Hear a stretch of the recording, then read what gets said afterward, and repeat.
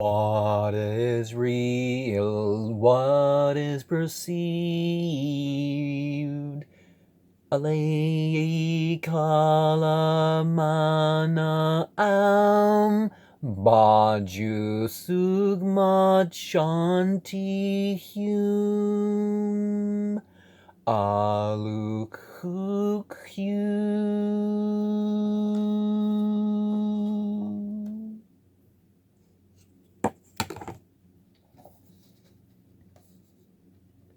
They are anger, greed, lust, vanity, and attachment. That's not a translation of the chants. Some of these may always be a problem, but must all of them be? Anger can be at what is wrong and not misused. Greed can be the hard striving to take on good deeds and thoughts. This doesn't have to be extremist. Lust can be only directed to what is righteous and fair. Pride, like selfishness, is not a good trait and is partially delusion. Being attached to the right beliefs and the correct practices is a good thing. One's state of being, depending on current material connections, is not. An Ek is a phrase that means an Eckankar member in the context of page 128. I do agree that most think dreams are not as tied to reality as modern science tells us, but I would have to disagree with saying that every inner experience is a visit to a world as real as any out there. Our experiences in life are deemed to be those of soul or nafs in Islam.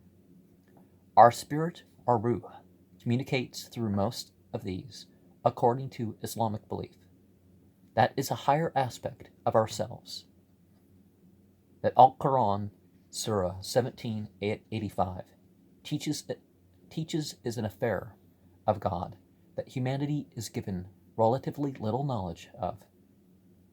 Most things on the spirit and soul are very vague, and it is truly something holy to know rather than just believe that you have, either instead of just being the body and our mind,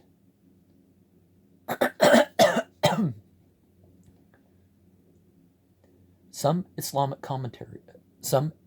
commentators would agree with how Harold Klemp teaches we live in higher realms while we are here on the physical.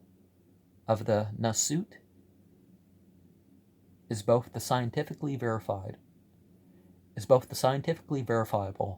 universe and the metaphysical aspects of the souls in creation.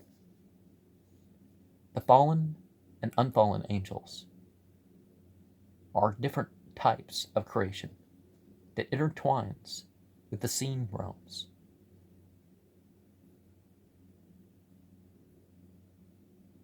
As unseen realms.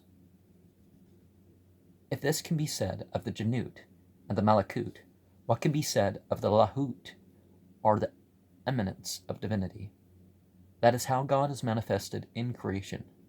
God's essence is not something we can say anything about, besides such things that let us know it is not limited by space, time, or matter. Eckankar would at times lead us to believe that things are more vague and even creation is a part of God. There is a story of someone meeting the leader of Eckankar in a dream on pages 129 and 130 of the Eckankar 1 Discourses. The state they call God realization was the goal in life for the initiate who dreamt of himself as having a sickly aura like unto Wazi, or Harold Klemp. Harold Klemp admitted that the initiate was better off. Rebazar Tars, the space alien who took on a Tibetan appearance, discouraged thereon what it is to be godlike. I would think self-divination. I would think self-divinization would be central to what is called, it would be central to what is to be called delusions of grandeur, would be central to what is called delusions of grandeur. People can remind people of God's perfect attributes. Would you agree with Al-Quran, Surah 112, Ayat 4, and how God is not like anything in anything? The mountains of the Hindu Kush, Himalayan, and Agam Des in the story seems an analogy to the mythical mountain of Agam Lok, where Eckankar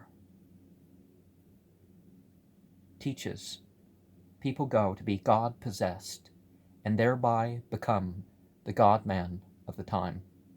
Realizing God is omnipresent is a higher realization that understanding God as being in you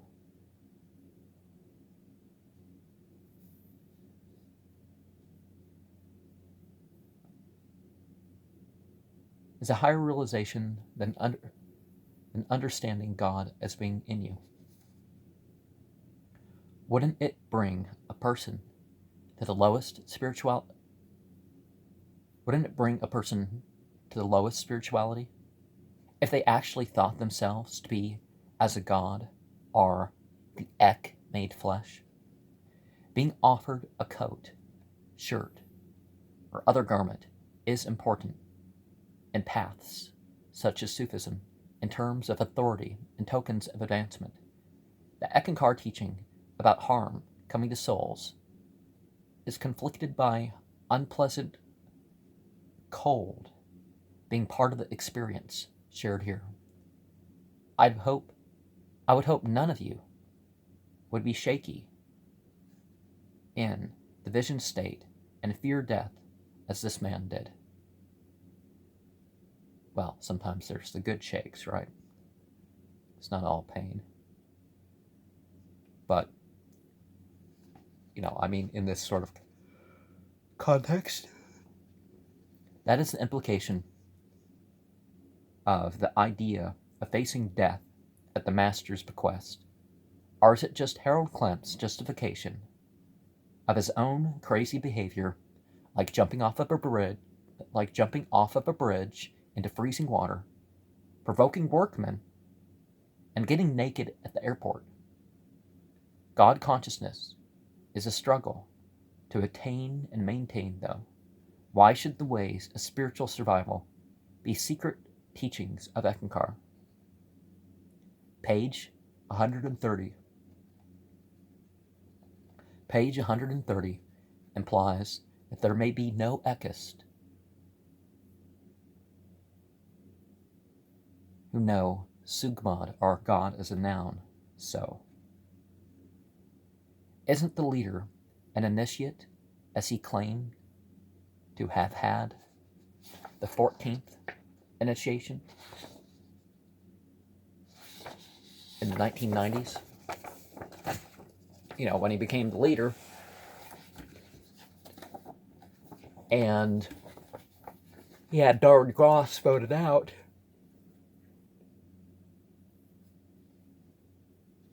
But on an official basis, until Darwin Gross claimed to be of a certain initiation, Darwin Gross was always listed as a 9. It became public to say, well, I heard, when did Gross ever say he was higher than a 9? So I'm a 14. And then Gross, of course, said Paul Twitchell's the 25th. And what did he say? He was a 12th. Delmer Gross said he was a 12th. So the Eckankar Corporation got word of it and had Harold Klemp decided, I'm going to say I'm a 14th. So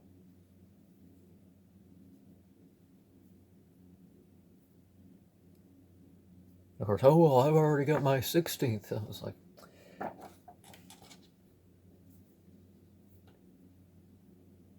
Harold Klemp still would have become the leader of Eckankar, but anyways. He's right about how no one can do your spiritual test so you can advance spiritually. Those two things should be enough to form a realization that Eckankar does not bring anything unique to spirituality that would be of a greater spiritual authority or greater advancement than one's own understanding and experience. Now, I've talked about the state of absolute righteousness, and you'll see the symbol, it's supposed to be red and silver. Well, you have a journey implied, you have speech implied, you have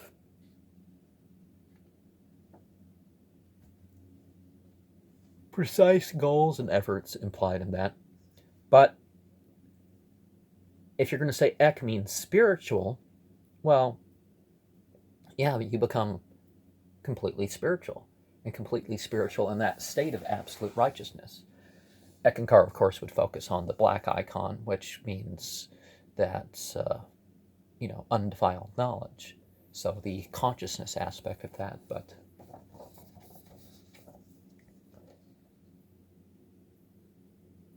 spiritual dreams may need no interpretation, but I think you would agree that I have shown value in interpretation of it. The Catholic Church teaches there are still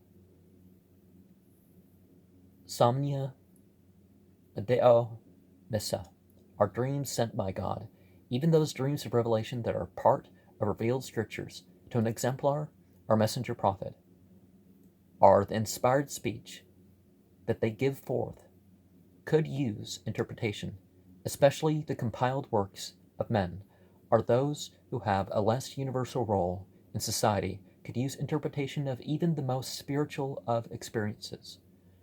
The point that they can be understood on their own should be an agreeable point. Dreaming about an Eckmaster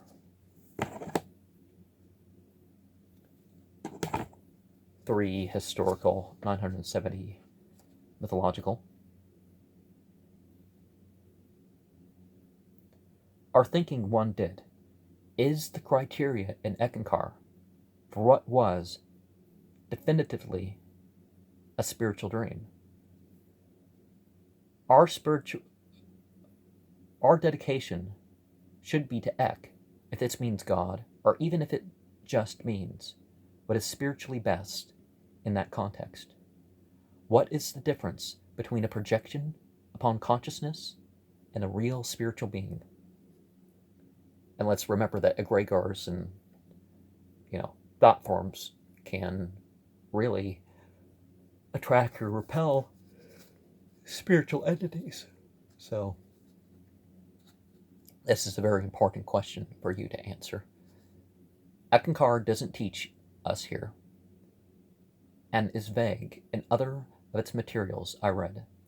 If Ekvidya means spiritual knowledge, it would encompass more than we can fathom. Our spiritual condition would surely be in there. The Ek Dream 1 Discourses by Harold Klemp mentions on page 131 how spiritual masters are required to set people free, but one is sworn to the Mahanta, the living Eckmaster, as inner master, outer master, and dream master instead of directly accountable to God, until one is made the new Eckmaster. It seems like Eckankar would detract from the spiritual freedom, our direct relation to God, without partners, as much as any polytheistic path. Oh yes, Christianity, by having people worship Jesus, they're the ones that are, so that's one of the things that happens with Eckankar. They say, oh well, the Christians are the ones that are in the way of spiritual freedom. But me, no, our path doesn't do that. We're a direct path. But you have to go through our leaders, and you can't go to God directly, worship the Eckmasters until you become the leader. So Harold Klemp basically gets to follow whatever religion he wants. He's technically wouldn't fit the definition of Eckankar for anybody who's an Eckankar. He just reads the papers and leads the group, and if he wants to pray straight to God, he prays straight to God. He never has to call up Eckmasters or anything. That's the doctrine here.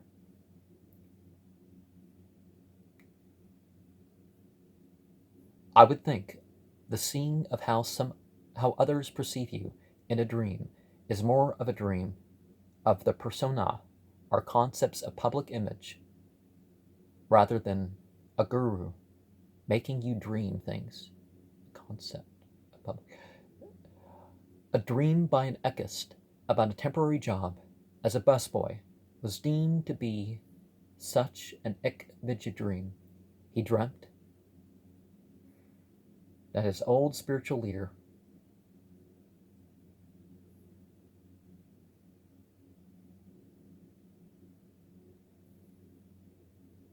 was telling one of his followers that he was mad at someone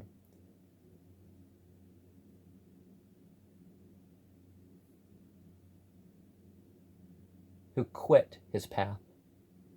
Many people have encouraged good or truth or discouraged evil, but people's deeds are their own choice. That will be to their merit or demerit to do on their own. People can survive spiritually without a particular living spiritual leader nowadays. The old master told the dreamer that he was willing to help where Eckankar failed. Did the dreamer know that Eckankar did not have all the truth and good things of his old path? The dreamer's love for the old path had turned to hate and demonization. A psychologically minded person would regard it as paranoia and psychosis when page 131 says, "The dream master may use your dream state as a screen upon which others project their feelings about you." Not only is the Eckist taught to worry about others, putting thoughts and feelings into them and making them live them out, but that their very own leader may help them at it. Some spiritual projection arrangement, that is. Some spiritual projection arrangement, that is. Isn't the rejection of Kal Naranjan, or God over time beyond fear, the real negative force in life? His former master wanted his name displayed, and Harold Klemp likes his name and titles displayed as well. If the old master thought of him as beneath him, what does Harold Klemp really think of his worshippers? The initiate of Eckankar, or Eckists, comforted himself by invoking Wazi Rebazartars Fabiquants and Yalbo Sakabi for help, instead of trusting in God for help. I imagine the whole Wazi thing would be warbled. Wazi! But of course, my intention in repeating this, just like when I repeat my Dalmaniakas Fama names, I am not praying to anybody. I'm praying concerning people. A person could say that, but not praying to them. No. For help, instead of trusting in God for help. A second type of Eckvidya dream is the dream where problems of this life are projected upon the concept of a past life.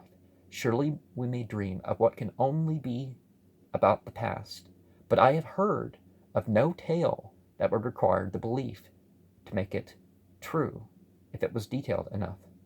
People true in the way of it being having to be a past life outside of the body that you're currently in. Well, I mean, your body every several years replaces everything or something, but anyways.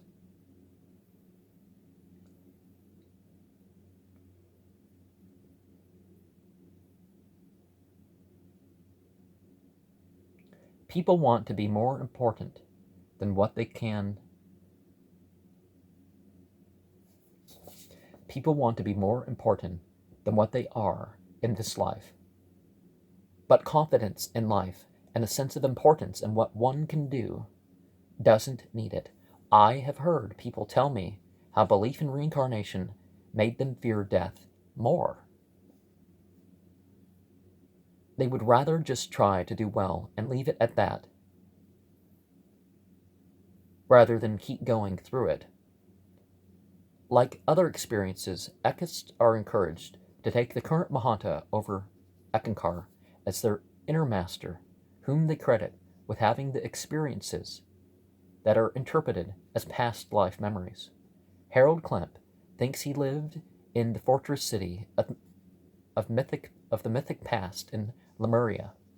The healing temple of Mu is a channel that I am going through, and Mu is another way to refer to Lemuria, but Mu, as we've seen other contexts of Mu, is sort of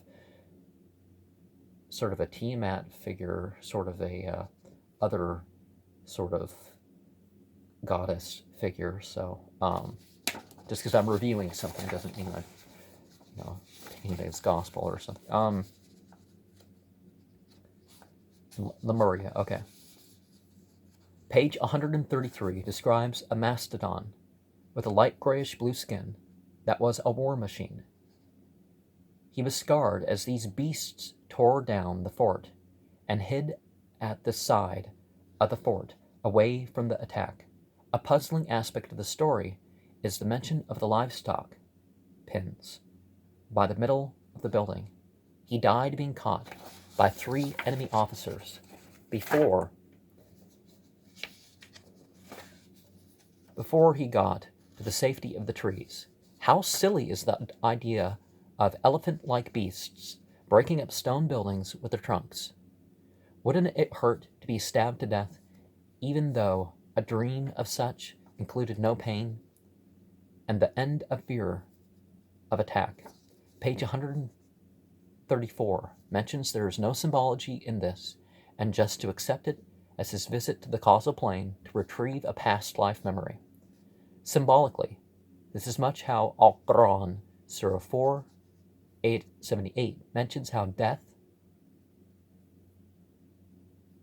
comes to even those in high and sturdy forces.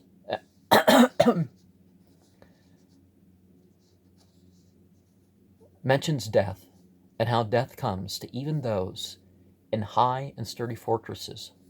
Harold Klemp dreamt that he slept on the side, away from the attack, only to awake at dawn anyway. Lust, like the passage that verse was from. Oh, just typo here. Just like the passage that verse was from. Harold Klemp saw himself as fleeing from the struggles of life and unsafe, even in the cold quiet of the early morning.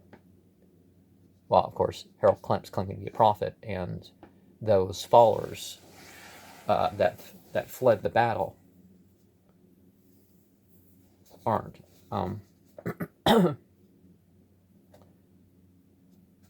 Saw himself as one fleeing from the struggles of life and unsafe, even in the cold quiet of the early morning. The Doors song, Texas Radio, and the Big Beat mentions, "No eternal reward can forgive us now for wasting the dawn." I could have sung that, but was he wasting the dawn on purpose? Would he find the comfort he seeks in the dawn by some other methods? A lack of fear of death can give you confidence. so can understanding that there are solutions to problems. Shouldn't we be careful to ground our confidence in what we know rather than speculations? Death is inevitable. And we go on. Few spiritual paths would disagree with that. Gratitude and happiness are to be sought out in life. Some people do this by trying to simplify their dream stories. I would think it is more important to be accurate and detailed at the start instead of making things simple to start with and trying to think out more detail later. The Eckankar way here seems prone to false memory and self-deceit. Eckankar admits that most of its teachings are your life. This is no living book concept of traditional religion that implies most of the good in the path are your own teachings, not its own. You know, that concept isn't the concept that religion talks about. The living book as you have the other that you're following in a living way that's, not just, oh, here's the explicit mention. Oh, no, can't do that because it's not free. My life situation's not phrased like the thing is. Okay, that's,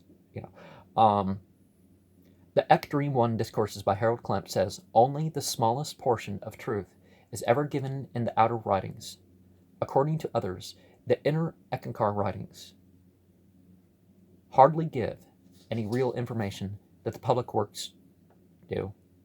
It may be true that we shouldn't wear our thoughts out on symbolism all the time, but that doesn't mean the focus should be on unquestioning obedience. To whom admits to withholding guidance, I would have to agree that one's life is what we should be looking at for an understanding of.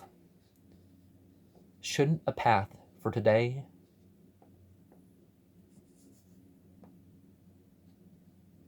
to be the gist?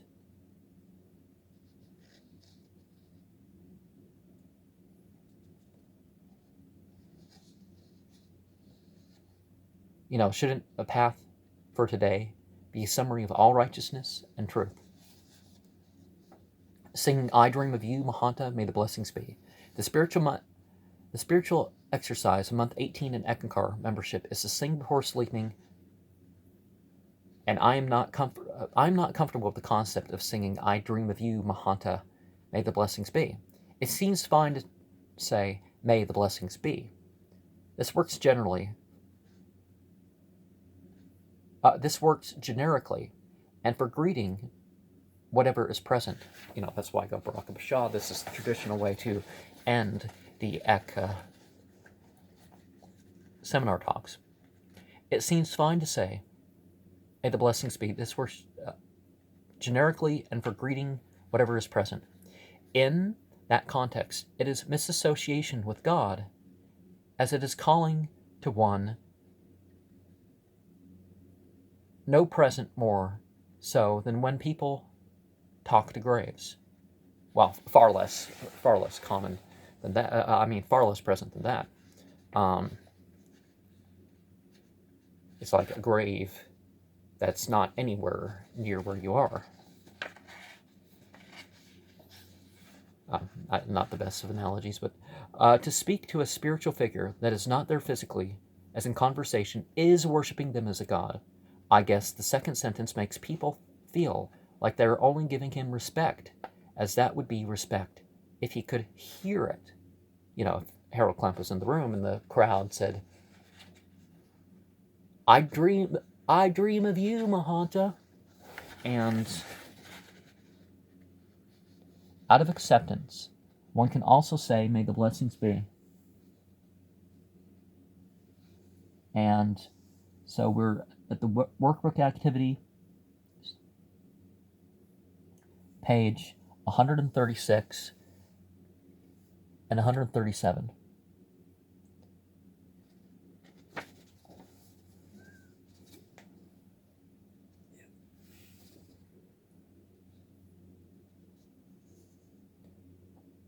Page 136 and 137 as workbook activity 261. I figured that people would imagine the author of a lot of books is reading it to or with them.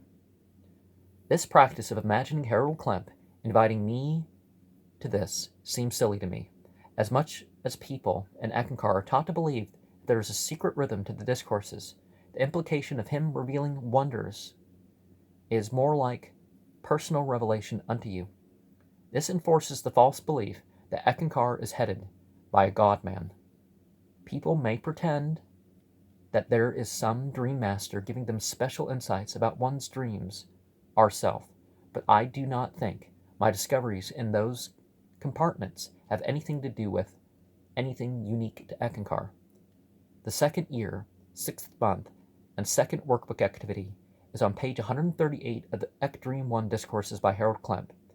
I wouldn't like to see how the leader of Eckankar teaches, because I know that the Eck program trains people to put a Mahanta, or way shower, as central to their dreams and their interpretation. Again, I would ask people to first ask from God and not ever ask people who are not there to show them things. I will. Well, I mean, over the phone, or through Skype or something, but you know what I mean. I will say my recent gangs with spiritual exercises of Eck are in knowing how to work with that specific context. I don't notice any sudden changes.